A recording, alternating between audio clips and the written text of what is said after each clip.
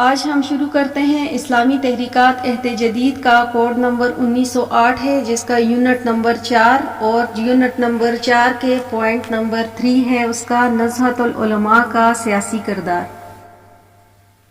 1930 سے لے کر جنگ عظیم دوم کے آغاز تک نزہت العلماء کو انڈونیشی معاشرے میں بہت تیزی سے فروغ حاصل ہوا۔ اس وقت اس تنظیم کی حیثیت صرف یہی نہیں تھی کہ یہ نئی اصلاحی تنظیم محمدیہ تحریک کی مخالفت کرتی تھی، بلکہ اس نے انڈونیشیا میں رائج مدارس کے قدیم نظام میں دوررس تبدیلیاں بھی کی اور ان مدارس کو نئے دور اور تقاضوں سے ہم آہنگ کرنے کی کوشش بھی کی۔ اس کوشش میں سب سے زیادہ شہرت جس نام کو حاصل ہوئی وہ واحد ہاشم ہے۔ یہ ہاشم اشعری کے صاحبزادے تھے جو نزہت العلماء کے بانی صدر تھے۔ واحد ہاشم نے انڈونیشیا میں مدارس کا نیا تعلیمی نظام متعارف کروایا۔ اس نظام کے تحت درجہ بندی کے ساتھ ایک باقاعدہ نصاب کی تعلیم مدارس میں ضروری قرار پائی۔ انہوں نے لڑکیوں کی تعلیم کی اہمیت بھی تسلیم کی اور ان کے لیے تعلیم کے لیے الگ ادارے قائم کیے۔ واحد ہاشمی نزہت العلماء میں نوجوانوں کے لیے انصار اور خواتینوں کے لیے مسلمات جیسی تنظیمیں بھی قائم کی۔ جب 1937 میں انڈونیشیا میں اسلامی تنظیموں کا ایک اتحاد MIA وجود میں آیا تو اس اتحاد میں واحد ہاشمی نے نزہت العلماء کی نمائندگی کی۔ 1939 میں انڈونیشیا میں مقامی باشندوں کی پارلیمانی نمائندوں کے لیے چلائی جانے والی سیاسی مہم میں بھی شرکت کی، لہٰذا اپنے گوناگوں سرگرمیوں اور وسیع دائروں کے اثر کے سبب نزہت العلماء انڈونیشیا میں ملکی سطح پر ایک تنظیم بن کر ابھری جس کے ارکان انڈونیشیا کے مختلف جزائر میں پھیلے ہوئے تھے۔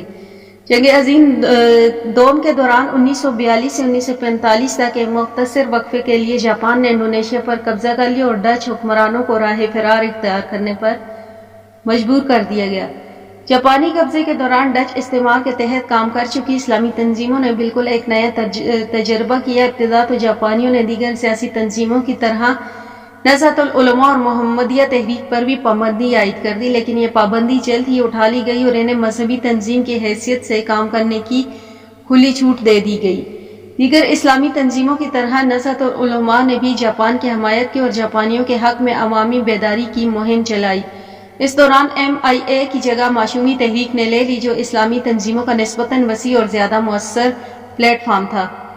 نزہت العلماء بھی اس اتحاد میں شامل تھی۔ معشومی تحریک نے اپنے عسکری بازو حزب اللہ کے نام سے تشکیل دیا، جبکہ بہت سارے مسلم نوجوان ڈچ استعمار کی مخالفت میں جاپانی فوج میں بھی رضاکارانہ طور پر شامل رہے۔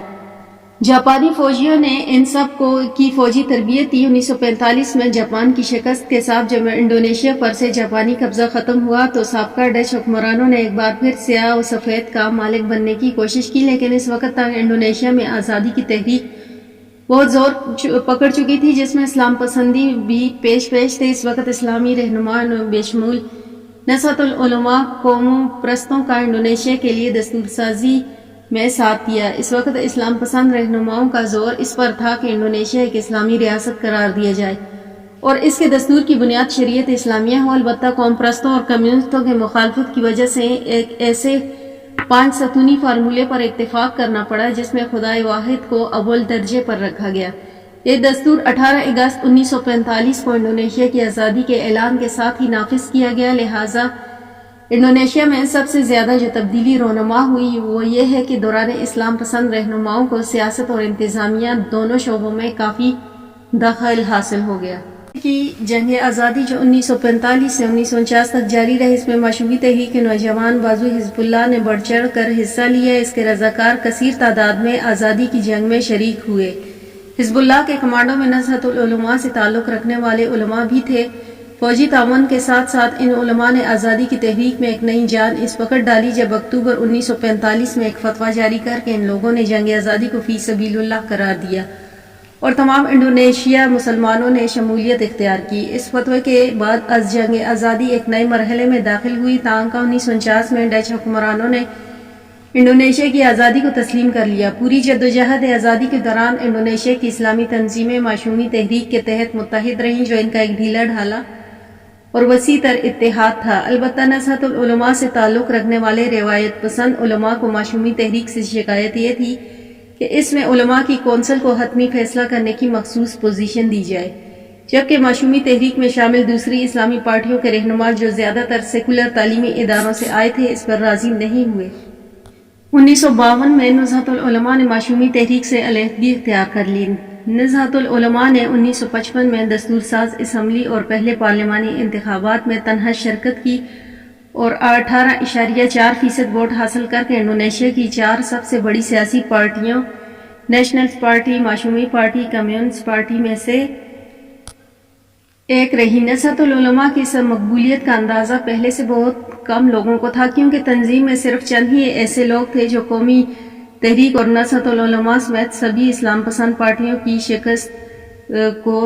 شکست ہوئی، کیونکہ جہاں ایک طرف انڈونیشیا کی قومی سیاست میں غالب کرداری کی حامل معشومی پارٹی اپنی پوزیشن برقرار رکھنے میں ناکام رہی، وہیں تمام اسلام پسند پارٹیاں مجموعی طور پر 43.9% ہی ووٹ حاصل کر سکیں۔ ایک ایسے ملک میں جہاں تقریباً کل آبادی مسلمانوں کی اور ان میں مذہبی رجحان بھی پایا جاتا ہو، اسے اسلام کی شکست ہی قرار دی جائے گی، خواہ اس کے اسباب کچھ بھی ہوں۔ انڈونیشیا کی دستور ساز اسمبلی میں نزہت العلماء اور دوسری سبھی اسلامی پارٹیوں کا مطالبہ تھا کہ انڈونیشیا کی حیثیت شریعت پر مبنی ایک اسلامی ریاست کی ہو، لیکن نیشنلز پارٹی، کمیونسٹ پارٹی، عیسائی اور کچھ دیگر علاقائی پارٹیوں نے اس کی مخالفت کی اور ایک سیکولر ریاست کی تشکیل کا مطالبہ کیا۔ اس طرح دستور ساز اسمبلی دستور کے معاملے پر اتفاق رائے نہیں ہو سکا۔ اس دوران انڈونیشیا میں بعض دیگر ایسے واقعات بھی پیش آئے جنہوں نے قومی سیاست کا کایا پلٹ دیا۔ خصوصیت کے ساتھ ملک کے کئی جزیروں میں دارالاسلام کے قیام کے مطالبے کو لے کر بغاوتیں ہوئیں۔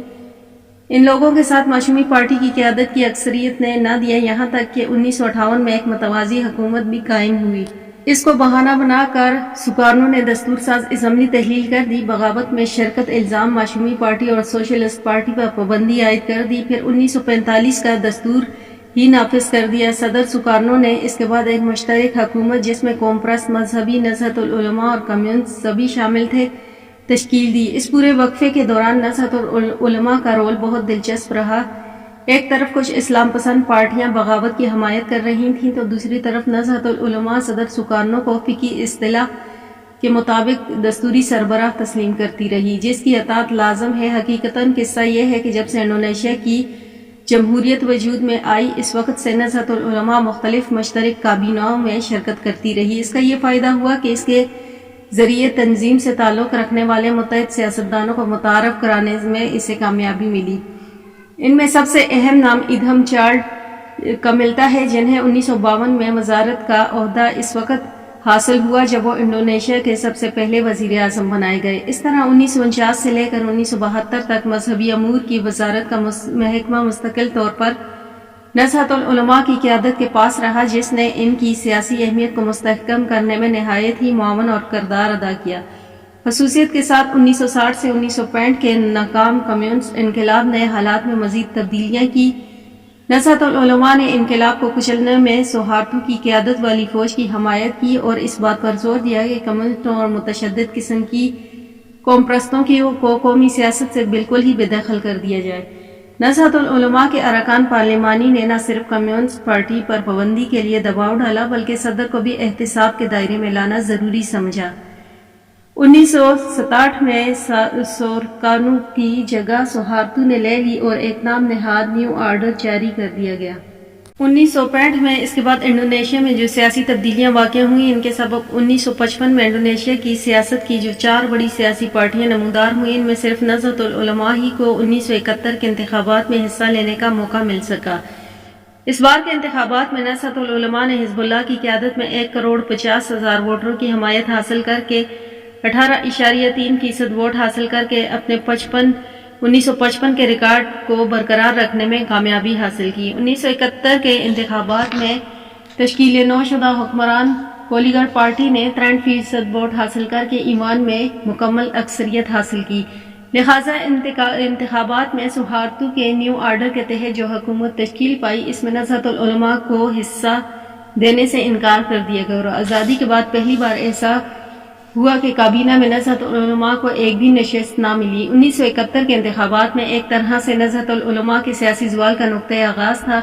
کیونکہ انتخابات کے بعد بننے والی حکومت اپنے استحکام کو دیرپا اور مضبوط بنانے کے لیے سیاسی پارٹیوں کی تعداد صرف 3 تک محدود کر دی گئی۔ گویا 1971 کے انتخابات میں نزہت العلماء آزاد سیاسی پارٹی کو سیاسی سرگرمیاں جاری رکھنے کی اجازت تھی۔ وہ حکمراں کولیگر پارٹی کے علاوہ انڈونیشین جمہوری پارٹی اور ترقیاتی اتحاد پارٹی نزہت العلماء کی قیادت کو مجبور کیا گیا کہ وہ ترقیات اتحاد پارٹی میں شامل ہو جائیں اور اس طرح پارٹی پر حکومت براہ راست کنٹرول میں تھی۔ 1965 کے قریب کے زمانے میں صدر سکارنو کے خلاف انڈونیشیا میں جو عام بے چینی خصوصیت کے ساتھ طلباء میں پیدا ہوئی، اس نے ان کے اقتدار کے خلاف ایک تحریک کی شکل اختیار کر لی۔ اس بے چینی کی ایک بڑی وجہ یہ تھی کہ سکارنو کی اشتراکیت نواز اقتصادی پالیسیاں تھیں جن کے سبب ملک معاشیت تباہی کے دہانے پر پہنچ چکی تھی۔ طلباء کے احتجاج کے بعد سکارنو کو سوہارتو کے حق میں اقتدار سے دستبردار ہونا پڑا۔ سوہارتو نے اقتدار سنبھالنے کے بعد اقتصادی اصلاحات کی طرف خصوصی توجہ دی۔ انہوں نے نیو آرڈر کے نفاذ کے ساتھ ہی مغربی سرمائے اور ٹیکنالوجی کے سہارے بہت تیزی کے ساتھ اقتصادی ترقیات کے پروگرام نافذ کرنے شروع کر دیے۔ صدر سوہارتو نے اقتصادی اصلاحات کے پروگرام تو ضرور بنائے، لیکن معاشرتی اصلاحات اور سیاسی اصلاحات کے معاملے میں اپنے پیش رو کی روش پر گامزن رہے، بلکہ ان سے بھی 2 قدم آگے نکلے، اور سیاسی اور معاشرتی اصلاحات کے نہ ہونے اور جدید اقتصادی اصلاحات کے سبب بحیثیت مجموعی طور پر انڈونیشیا کی اقتصادی صورتحال میں بہتری آئی۔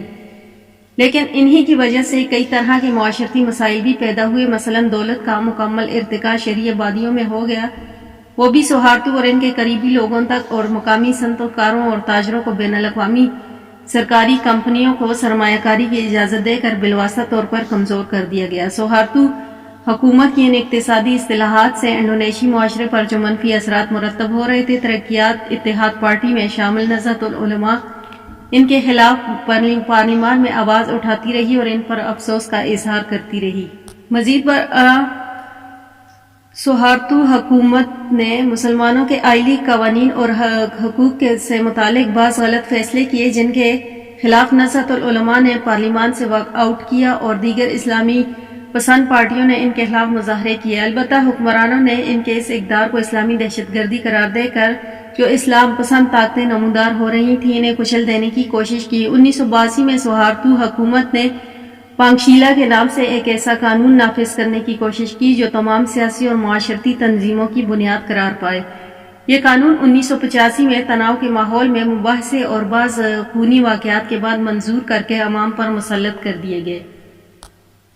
ایک ایسے وقت میں جب انڈونیشیا کی زیادہ تر اسلام پسند جماعتیں اس قانون کی مخالفت کر رہی تھیں، بلکہ ابتدائی زمانے ہی میں یعنی قانون کی منظوری سے پہلے ہی 1983 میں نزہت العلماء کی شورا نے حکومت کی اس پالیسی کو مثبت قرار دیتے ہوئے قبول کر لیا تھا۔ تنظیم کی شورا نے اس وقت ترقیاتی اتحاد پارٹی سے اپنا رشتہ ختم کر لینے کا فیصلہ کیا، اور یہ کہ تنظیم اپنے پہلے کی مذہبی تعلیمی معاشرتی تنظیم والی حیثیت کی طرف لوٹ جائے۔ اس کے لیے ایک پرکشش نعرہ 1966 کے اصول کی طرف واپسی پر استعمال کیا گیا۔ گویا اس طرح نزہت العلماء نے اپنے سیاسی حیثیت ختم کر لی جو ایدھم چال کے ذریعے آزادی کے فوراً بعد قائم ہوئی تھی۔ 1964 میں جب نزہت العلماء کا قومی اجلاس منعقد ہوا تو گزشتہ سال کی شورا کے ان فیصلوں کی عام تصدیق کر دی گئی۔ نزہت العلماء کو غیر سیاسی رخ دینے میں احمد صدیق 1926 سے 1990 تک کلیدی کردار ادا کرتے رہے۔ 1983 سے 84 میں وہ تنظیم کی شورا سربراہ منتخب ہوئے۔ انہوں نے یہ وضاحت کرنے میں اپنا پورا زور صرف کیا کہ حکومت کی نئی پالیسی پنکشیلا نہ صرف مذہب ہے نہ کسی کی جگہ لے سکتی ہے۔ اس پالیسی میں خدائی وحدت کا جو تصور پیش کیا گیا وہ بینہ وہی ہے جو اسلام کا تصور توحید ہے۔ نیز اس پالیسی کے تحت انڈونیشیا میں مسلمانوں کو اسلام پر عمل پیرا رہنے کی مکمل آزادی حاصل تھی۔ اس میں ایک ایسی چیز نہیں جو مسلمانوں کے مذہبی عقائد یا قوانین میں مداخلت قرار پائے، لہٰذا پنکشیلا کو انڈونیشیا کی مخصوص صورتحال میں ایک ایسی فلسفی کے طور پر تسلیم کر لینا چاہیے جسے ضرورت کے تقاضوں کے اصول پر خود انسانوں نے بنایا ہو۔ اس وضاحت کے ذریعے احمد صدیق کا مقصد یہ تھا کہ عام لوگوں پر یہ واضح کیا جائے کہ اسلام ریاست سے ٹکراؤ تصادم نہیں چاہتا، اور یہ کہ سوہارتو کی قیادت میں جمہوریہ انڈونیشیا پنکشیلا کے تحت اپنی اس آخری شکل میں وجود میں آ چکا ہے جس میں انڈونیشیا کے مسلمانوں کو آئندہ رہنا ہے۔ 1984 میں احمد صدیق کو نزہت العلماء کی شورا کا سربراہ بنائے جانے کے بعد عبدالرحمن واحد کو 1940 انتظامی کونسل کا سربراہ منتخب کیا گیا۔ عبدالرحمن واحد ہاشم کے بیٹے اور ہاشم اشعری کے پوتے ہیں۔ اپنی خاندانی پس منظر کے سبب وہ انڈونیشیا کی روایت پسند مذہبی طبقے میں کافی مقبول بھی ہیں۔ اس طرح احمد صدیق کے شورا کے سربراہ کی حیثیت سے عبدالرحمن واحد کے انتظامیہ کے سربراہ بن جانے سے ادھم چاٹ جو اب تک کافی بااثر تھے ان کا راستہ رک گیا اور گویا یہی نہضت العلماء کے کسی ذمہ دار کو ترقیاتی اتحاد پارٹی میں کسی ذمہ داری پر نہیں رہنے دیا۔ سیاست سے نہضت العلماء کی سیاسی حیثیت ختم ہو گئی۔ احمد صدیق اور احمد عبدالرحمن کو نئی ٹیم نے تنظیم کی ترقیاتی اتحاد پارٹی سے رشتے کے خاتمے کے فیصلے کو سختی سے نافذ کیا اور نہضت العلماء کی بیزاری کے اس وقت تو انتہا ہو گئی جب 1987 کے انتخابات میں اس تنظیم نے ترقیاتی اتحاد پارٹی کے خلاف مہم چلائی۔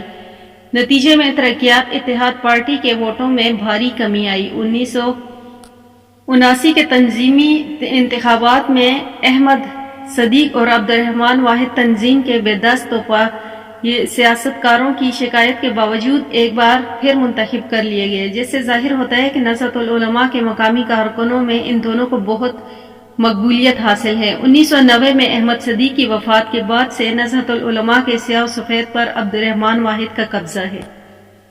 اس دوران مختلف مذہبی اصطلاحات کے تعلق سے نہضت العلماء کی پالیسیوں کی وضاحت کرنے کی کوشش بھی کی گئی۔ ان کے خیال میں نہضت العلماء نہ تو موقع پرست ہے نہ اس نے حالات سے سمجھوتا کر لیا جیسا کہ ان پر الزامات عائد ہیں۔